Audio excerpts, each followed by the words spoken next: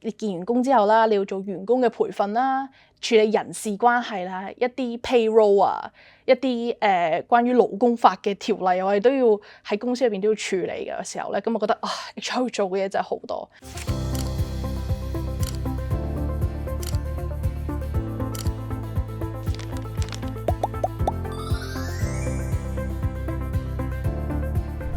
起初啦，我係想讀關於商科嘅嘢嘅，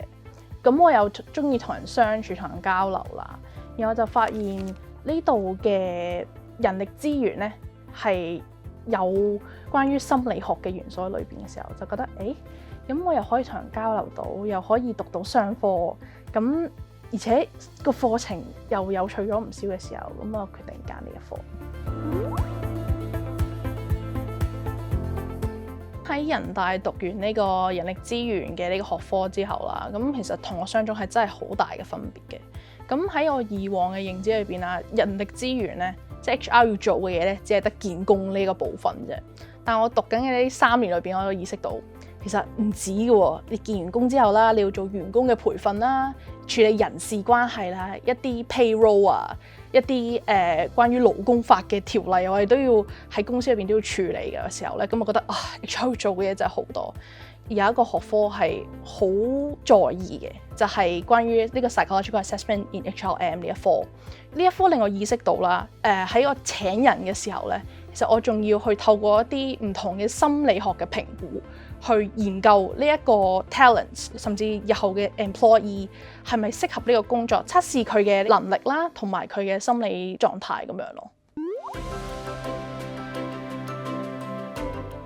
咁有一個老師咧，其實佢嘅教方式咧係我目前為止係真係好深刻嘅。咁其實佢係教呢個社會心理學啦，佢會鼓勵我哋喐多啲啦，訓練我哋大腦記課堂嘅知識同內容啦，即係仲會訓練我哋啲身體嘅記憶啊咁樣。佢會鼓勵我哋企起身去投票去答問題咁樣，企起身行嘅時候喐嘅時候，你就會開始思考啦。呢個問題係點樣嘅咧？咁呢個過程，即係你會開始有呢個思考嘅過程啊，並唔係坐喺度聽完就算。咁所以我對於佢嘅呢個教方式覺得係幾有趣嘅情況下，所以就幾深刻啦。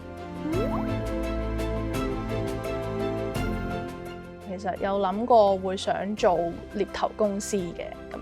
因為獵頭公司啦，佢哋嘅合作對象啦，往往係一啲大企業之餘啦，都係一啲甚至政府嘅要員啊。呢啲獵頭公司聘請嘅一啲 talents 啊，會唔單止喺香港，甚至係中國國內，甚至係 overseas 嘅海外嘅員工嘅時候咧，咁呢樣嘢就係好國際化嘅一樣嘢啦。咁我都希望可以向呢個方面發展咯。